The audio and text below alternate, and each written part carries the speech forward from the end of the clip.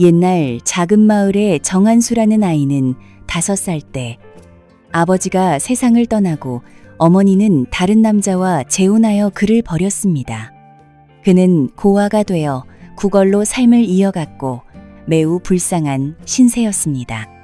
어느 겨울날 정한수가 한 마을에서 구걸을 하고 있을 때 갑자기 하늘에서 한방눈이 내리기 시작했습니다. 그의 옷은 얇고 해져 있었기에 입술은 파랗게 변하고 온몸은 떨리며 손발은 감각이 없어졌습니다. 몸을 따뜻하게 하기 위해 그는 눈 위에서 발을 구르며 뛰었습니다. 이때 기와를 지고 지나가던 한 사내가 정한수를 보고 불쌍히 여겨 집으로 데려갔습니다. 이 사내는 윤상길이라는 기와장이로 그의 아내 김씨와 함께 살고 있었습니다. 두 사람은 마음씨 착한 부부였지만 결혼한 지 오래되었는데도 자식이 없었습니다. 그들은 이제 40이 넘었음에도 자식복이 없었는데 정한수가 불쌍하고 영특해 보여 양자로 삼고 윤한수로 이름을 바꿔주었습니다. 부부는 윤한수를 정성껏 돌봤고 윤한수도 매우 효성스러운 아이였습니다. 아버지가 일을 마치고 돌아오면 얼른 새순물을 가져다 주며 아버님 수고하셨습니다. 얼른 세수하시고 쉬십시오 라고 말했습니다. 아버지가 의자에 앉으면 윤한수는 따뜻한 차를 가져다 드리며 아버님 차 드십시오 라고 했습니다. 이렇게 효성스러운 아들을 보면 몸의 피로가 사라지곤 했고 윤상길은 흐뭇한 미소를 지었습니다. 윤상길이 일하러 나가면 윤한수는 김씨를 도와 집을 청소하고 불을 지피고 밥을 짓고 집에 있는 당나귀에게 풀을 베어다 주었습니다. 할 수 있는 일은 무엇이든 먼저 나서서 했습니다. 김씨는 그가 지칠까봐 일을 시키지 않으려 했지만 윤한수는 이 정도는 아무것도 아닙니다. 예전에는 이보다 훨씬 더 많은 일을 했어요. 이 정도는 전혀 힘들지 않고 오히려 즐겁습니다 라고 말했습니다. 윤한수는 부모의 따뜻한 사랑 속에서 건강하게 자랐습니다. 눈 깜짝할 사이에 10년이 흘러 15살이 된 윤한수는 이제 거의 어른이 되었습니다. 윤상길은 그에게 기와장이 기술을 가르쳤습니다. 윤한수는 머리가 영리하고 성실했기에 매일 아버지를 따라 일을 하러 다녔습니다. 몇 달 만에 기술을 익혀 일을 빠르고 정확하게 해냈으며 아버지보다 더 능숙해지는 조짐을 보였습니다. 윤한수는 아버지에게 제가 이제 기술을 배웠으니 앞으로 제가 아버님과 어머님을 모시겠습니다. 두 분은 이제 편히 쉬십시오라고 말했습니다. 하지만 윤상길은 50대에 접어들었을 뿐이고 건강했기에 움직일 수 있는 한 쉴 생각이 없었습니다.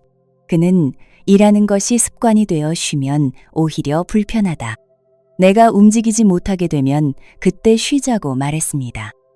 윤한수는 아버지의 뜻을 따랐지만 무거운 일은 자신이 하고 아버지에게는 가벼운 일만 맡겼습니다. 아버지가 일을 계속할 수 있게 배려했습니다. 봄이 되자 집을 짓는 사람들이 많아져 윤한수 부자는 매우 바빴습니다. 이들은 새벽부터 나가 밤늦게 돌아왔고 거리가 먼 곳은 그곳에서 묵기도 했습니다. 집에는 김씨 혼자 남았는데 그녀도 매일 바쁘게 지냈습니다. 당나귀에게 풀을 베어다 주는 일 외에도 김씨는 집에서 남편과 아들을 위해 집신을 만들었습니다. 벽에는 사계절 내내 신을 수 있는 집신들이 많이 걸려 있었습니다. 이렇게 많은 집신을 보며 남편과 아들을 생각하니 그녀는 행복을 느꼈습니다. 김씨가 집에서 집신을 만들고 있을 때 마을의 최과부가 아들을 데리고 와서 함께 강가에서 빨래하자고 했습니다. 최과부는 20 남짓한 나이로 가녀린 몸매에 예쁜 눈매를 가졌습니다. 1년 전 그녀의 남편이 갑작스러운 사고로 세상을 떠나 '어린 아들과 단둘이 살고 있었습니다. 한편 윤산길 부자가 일하고 있을 때 마을에서 한 남자가 달려와 김 씨가 실수로 강에 빠졌다고 알렸습니다. 부자는 즉시 집으로 달려갔습니다. 집에 도착하자 김 씨가 온몸이 젖은 채 바닥에 누워 있었고 이미 숨을 쉬지 않았습니다. 윤상길 부자는 바닥에 주저앉아 통곡했고 주변 사람들도 눈물을 흘렸습니다. 모두가 김 씨를 애도했습니다. 아들이 커서 이제 좋은 시절을 보낼 수 있을 텐데 이렇게 가버린 것이 안타까웠습니다. 원래 행복했던 세 식구는 이제 김 씨가 갑자기 떠나버렸습니다.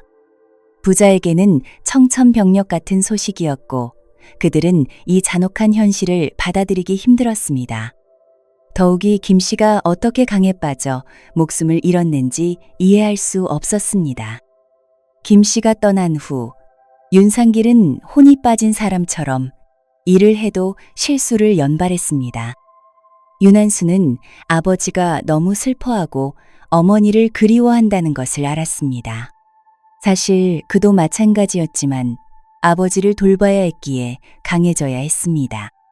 윤한수는 윤상길에게 일을 그만두고 집에서 쉬라고 했습니다.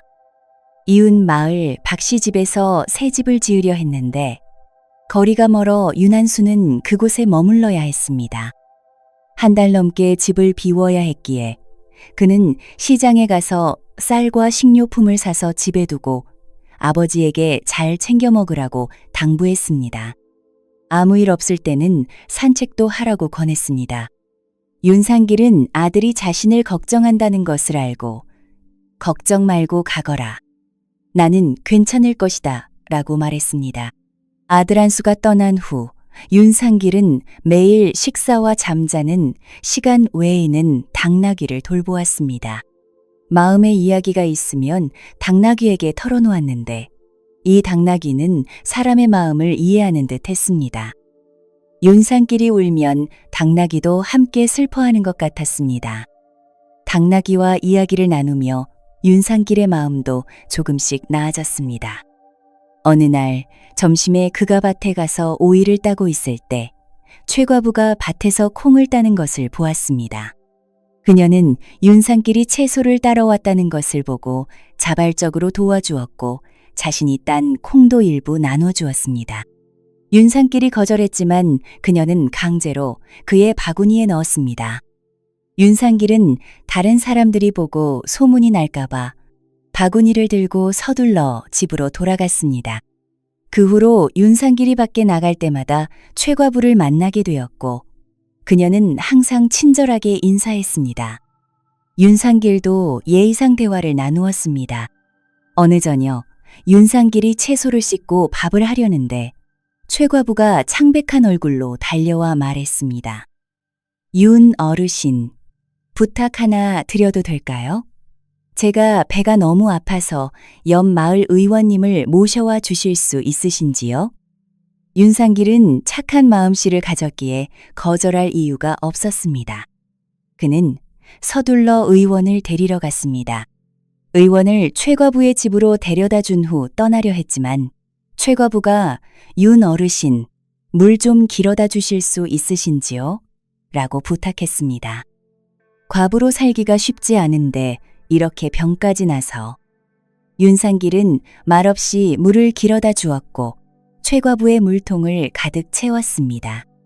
이때 의원도 진찰을 마치고 떠났습니다.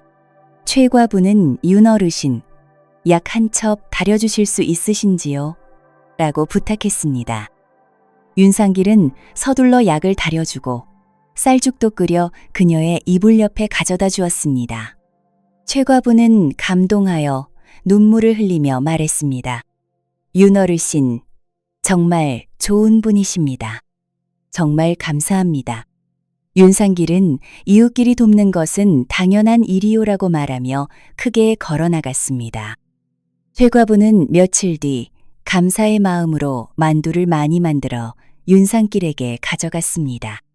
윤 어르신, 제 솜씨를 한번 맛보세요. 이 만두는 돼지고기 소로 만들었습니다. 윤상길은 저는 괜찮으니 가져가서 직접 드세요 라고 말했습니다. 윤 어르신, 저를 많이 도와주셨는데 그냥 지나칠 수가 없어요. 내놓을 만한 다른 것이 없어서 만두 몇 개를 쪄서 감사의 마음을 전하고 싶었습니다. 윤상길이 별일 아니니 신경 쓰지 마시오, 가져가시오 라고 했지만 최과부는 받지 않으시면 저를 무시하는 것입니다 라고 말했습니다. 윤상길은 어쩔 수 없이 만두를 받았지만 다른 사람의 것을 그냥 받는 것이 불편하여 달걀 몇 개를 최과부의 바구니에 넣어주었습니다. 최과부는 한 번 거절한 후 받았습니다. 그 후로 최과부는 자주 윤상길의 집에 와서 안부를 묻고 맛있는 음식을 만들면 항상 일부를 가져다 주었습니다. 처음에는 윤상길이 거부했지만 시간이 지나자 익숙해졌습니다. 하지만 그는 결코 최과부의 것을 그냥 받지 않았고 그녀가 무언가를 가져오면 항상 보답했습니다. 이렇게 왔다 갔다 하면서 두 사람의 관계는 점점 가까워졌습니다. 한편 윤한수는 한 달 넘게 일을 하여 집을 완성했습니다. 그는 시장에서 과자와 돼지고기 2근, 좋은 술 1병을 사서 집으로 돌아갔습니다. 집에 도착했을 때는 이미 어두웠습니다. 원래대로라면 윤상길이 집에 있어야 했지만 대문은 바깥에서 잠겨 있었습니다. 윤한수는 걱정되어 이웃에게 상황을 물어보러 갔습니다. 바로 그때 윤상길은 최과부의 집에 있었습니다. 두 사람은 마주 앉아 술을 마시며 이야기를 나누고 있었고 분위기가 무르익었습니다. 최과부는 부드러운 눈빛으로 윤상길을 바라보며 말했습니다. 윤 어르신, 이제 혼자 살고 계신데 다시 짝을 찾으실 생각은 없으신지요? 윤상길은 내가 이제 나이가 많은데 누가 나를 원하겠소? 라고 대답했습니다. 최과부는 윤 어르신은 마음씨가 좋고 기술도 있으니 분명 당신을 원하는 여자가 있을 거예요. 만약 있다면 그 여자와 결혼하실 의향이 있으신가요? 물론이지. 혼자 사는 것은 정말 외롭소. 하지만 어디서 그런 여자를 찾을 수 있을까? 윤상길이 대답했습니다. 멀리 있지 않아요. 바로 눈앞에 있어요. 저는 당신의 아내가 되고 싶어요. 최과부는 부끄러워하며 고개를 숙였습니다. 윤상길은 가슴이 뛰어 말을 잇지 못했습니다. 한참 후에야 저는 당신에게 어울리지 않소 라고 말했습니다. 윤 어르신, 당신은 좋은 사람이고 부지런하신데 어떻게 어울리지 않으시겠어요? 최과부는 윤상길을 바라보며 말했습니다. 만약 저를 아내로 맞아주신다면 저는 평생 당신을 모시겠습니다. 좋소. 윤상길은 얼굴이 달아오르며 최과부의 손을 잡았습니다. 바로 그때 밖에서 누군가 문을 두드렸고 두 사람은 화들짝 놀라 손을 놓았습니다. 누구세요? 최과부가 물었습니다. 저예요, 최아주머니. 윤한수입니다. 최과부는 윤상길을 바라보았고 윤상길은 일어나 문을 열었습니다. 윤한수는 처음에는 이웃의 말을 믿지 않았지만 아버지가 정말로 최과부의 집에 있는 것을 보고 이웃이 말한 것이 사실임을 알게 되었습니다. 윤상길은 설명 없이 왔구나, 가자, 집에 가자라고 말하며 나갔습니다. 윤한수는 뒤를 따랐고 집으로 가는 길에 부자는 아무 말도 하지 않았습니다. 집에 돌아와서 윤상길은 최과부와 결혼하고 싶다는 마음을 아들 한수에게 털어놓았습니다. 윤한수는 효성이 지극한 아들이었고 어머니의 죽음이 아버지에게 큰 상처를 준 것을 알았습니다. 그는 아버지가 새 반려자를 찾아 새 삶을 시작하길 바랐습니다. 하지만 아버지가 최과부와 결혼하려는 것에 대해 내심 걱정이 있었습니다. 최과부는 젊고 예뻤기에 더 좋은 사람을 만날 수 있었을 텐데 왜 자신의 아버지를 선택했는지 의문이었습니다. 윤상길은 아들이 조용한 것을 보고 생각이 있으면 말해보거라 라고 했습니다. 윤한수는 아버님이 행복하시기를 바랍니다. 아버님이 행복하시면 그것으로 충분합니다 라고 대답했습니다. 윤한수는 아버지의 기운이 한 달 전보다 훨씬 좋아진 것을 보고 마음속 의심을 말하지 않기로 했습니다. 대신 두 분이 진심으로 서로를 사랑한다면 저는 두 손 들어 찬성합니다 라고 말했습니다. 윤상길은 아들이 반대할 것이라고 생각했기에 이런 반응에 놀랐지만 기뻤습니다. 정말 아버지의 좋은 아들이구나 라고 말했습니다. 며칠 후 윤상길은 잔치를 열어 최과부를 아내로 맞이했습니다.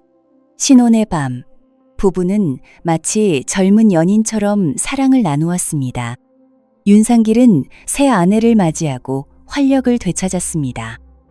무엇을 하든 힘이 넘쳤고 얼굴에는 항상 웃음꽃이 피었습니다.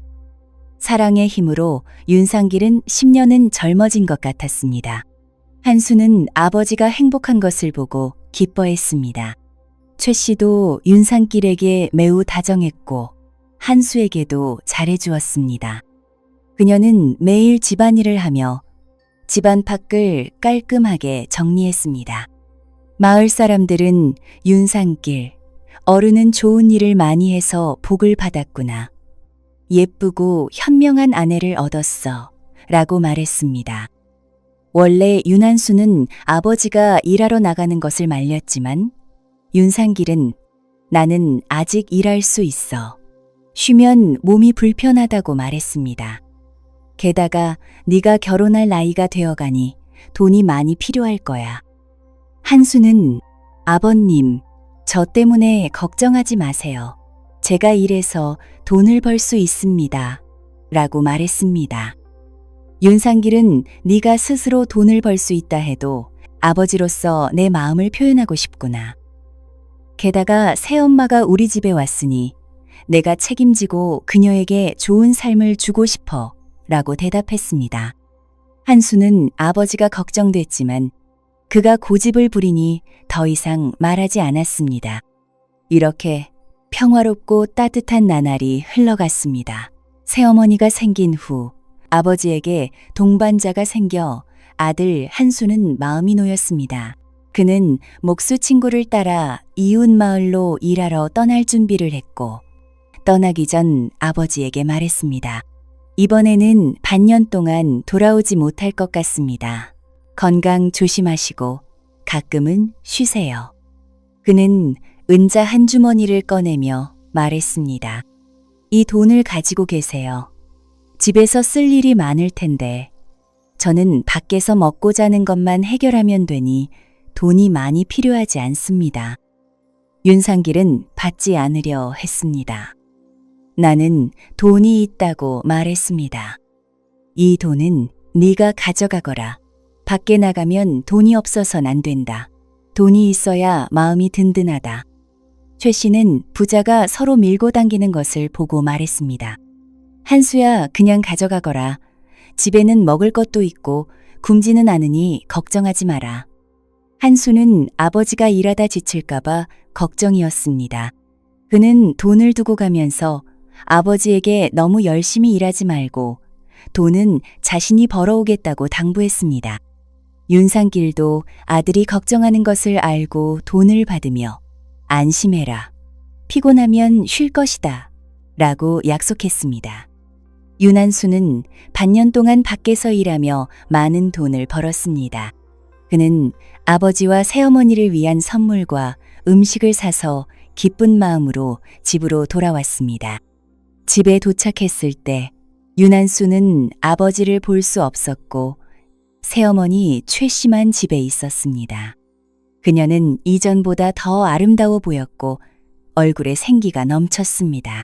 윤한수는 선물을 내놓고 아버지가 어디서 일하고 있는지 물었습니다.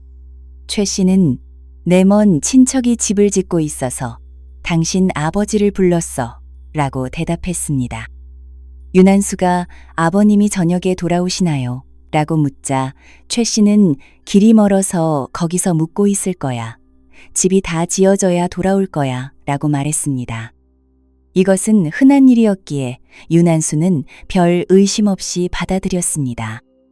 반년 만에 집에 당나귀가 보고 싶어 마구간으로 갔는데 당나귀를 보고 놀랐습니다. 그가 떠날 때만 해도 당나귀는 윤기가 흐르고 건강했는데 반년 만에 털은 곤두서고 몹시 야위어 있었습니다. 그는 당나귀 곁으로 가서 등을 쓰다듬으며 마음이 아팠습니다. 이 집에 온 이후로 당나귀는 항상 있었습니다. 어렸을 때 그는 당나귀에게 풀을 베어주곤 했고 매년 곡식을 찢고 시장에 갈 때도 당나귀를 몰았습니다. 이 당나귀는 가족과 다름없었고 그에게는 깊은 애정이 있었습니다. 한수는 마음속으로 혹시 당나귀가 병이 난 걸까 생각하며 최 씨에게 물었습니다. 새어머님 당나귀가 왜 이렇게 말랐습니까? 병이 난 건 아닙니까? 최 씨는 이 말을 듣자 얼굴에 잠시 당황한 기색이 스쳤습니다. 그녀는 서둘러 병은 아니야. 아마도 피곤한가 보다. 곡식을 찢고 맷돌을 돌리느라. 윤한수는 뭔가 이상하다고 느꼈습니다. 이 당나귀는 원래 힘이 좋았는데 조금 일한다고 이렇게 야위지는 않을 터였습니다. 그는 다시 마구간으로 가서 자세히 살펴보니 바닥에 묽은 변이 있었습니다. 당나귀가 설사를 하고 있었던 것입니다. 하지만 설사를 하루 이틀 한다고 이렇게 야위지는 않을 텐데 분명 오랫동안 앓고 있었을 것입니다. 새어머니는 이걸 몰랐을까? 만약 알았다면 왜 치료해주지 않고 나에게 숨긴 것일까? 윤한수는 점점 더 의심이 커졌습니다.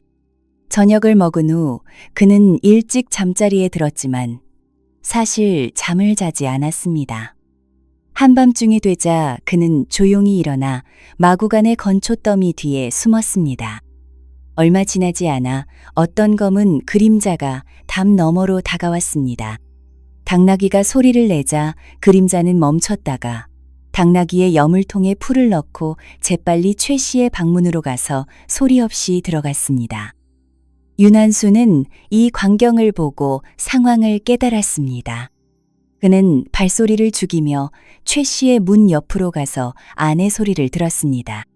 한수가 돌아왔는데 여길 찾아오면 어떡해? 며칠 기다리면 안 돼? 안 돼. 난 이미 습관이 됐어. 네가 없는 밤은 너무 외롭고 잠이 안 와. 그 당나귀만 우는 소리를 안 내면 한수는 모를 거야. 최 씨가 말했습니다. 당나귀에게 그런 것을 더 먹이면 안 돼. 그러다가 정말 죽겠어. 당나귀가 죽으면 어떻게 맷돌을 돌리고 짐을 나를 거야? 걱정 마. 죽을 정도는 아니야. 맷돌 돌리는 건 문제 없어. 이내 방 안에서 그들은 뜨거운 애정 행각을 했다. 한수는 자기 방으로 돌아왔지만 그날 밤 내내 잠을 이루지 못했습니다. 다음 날 윤한수는 최 씨에게 말했습니다. 친구와 약속이 있어서 함께 일하러 가야 합니다. 오늘 밤에는 돌아오지 않을 겁니다. 어머님 혼자 계실 텐데 문단속 잘하시고 안전에 유의하세요. 윤한수는 집을 떠난 후 일하러 가지 않고 몇몇 친구들과 주막에서 술을 마셨습니다. 한밤중이 되자 낯선 남자가 다시 마구간 쪽 낮은 담을 넘어 마당으로 들어왔습니다. 그는 손에 풀을 들고 당나귀의 여물통에 넣고 최 씨의 방으로 들어갔습니다. 그가 들어가자마자 몇몇 횃불을 든 그림자들이 방으로 쳐들어갔습니다. 횃불이 방을 환하게 비추자 이불 위에 두 사람은 혼비백산하여 놀랐습니다. 남자는 밖으로 도망치려 했지만 몇몇 장정들에게 붙잡혔습니다. 박서방, 이 짐승 같은 놈아, 돼지보다 못한 짓을 하다니. 한수는 박서방의 엉덩이를 발로 차고 박서방은 바닥에 무릎을 꿇고 용서를 빌었습니다. 최 씨는 이불 속에 숨어 떨면서 울며 말했습니다. 다 박서방이 저를 강요했어요. 이 나쁜 놈이 저를 협박했어요. 윤한수는 박서방이 어떻게 강요했는지 마을 어른에게 가서 말씀드리세요. 라고 말했습니다. 그날 밤 윤한수와 친구들은 박서방과 최 씨를 마을 어른의 집으로 데려갔습니다. 두 사람은 무릎을 꿇고 용서를 빌며 마을 어른이 목숨만은 살려달라고 애원했습니다. 마을 어른은 즉시 사람들에게 징을 쳐서 마을 사람들을 모두 불러 모았습니다. 그는 너희 둘은 모든 사람들 앞에서 사실을 말하라. 조금도 숨기지 말고 거짓말도 하지 말라고 명령했습니다. 박서방은 독신남으로 윤 씨 집 옆에 살았는데 오래전부터 최 씨의 미모에 반했습니다. 게다가 윤산길이 자주 집을 비우는 동안 젊은 최 씨는 외로움을 견디지 못했고 두 사람은 한눈에 서로를 마음에 들어 함께 어울리게 되었습니다. 윤 씨 집의 마구간은 박서방의 집담과 맞닿아 있었습니다. 한밤중에 박서방이 담을 넘어 윤 씨 집 마당으로 들어올 때마다 마구간을 지나가야 했는데 당나귀는 낯선 사람을 보면 계속 울었습니다. 두 사람은 발각될까봐 방법을 생각해냈습니다. 낮에는 당나귀에게 충분히 먹이를 주지 않고 박서방이 올 때는 풀을 가져오되 그 풀에 설사약을 섞었습니다.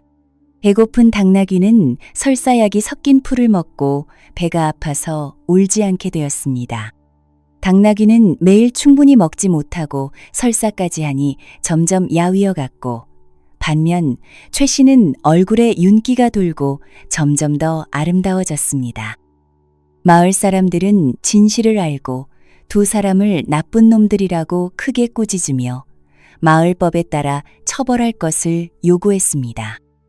마을 어른은 한수에게 아버지를 찾아오라고 지시했습니다. 윤상길은 진실을 알고 분노로 거의 피를 토할 지경이었지만 그래도 최 씨를 위해 마을 어른에게 간청했습니다. 제가 자주 밖에서 일을 하느라 그녀를 소홀히 했습니다. 이런 일이 생긴 것도 제 책임이 있으니 마을 어른님, 그녀의 목숨만은 살려주십시오.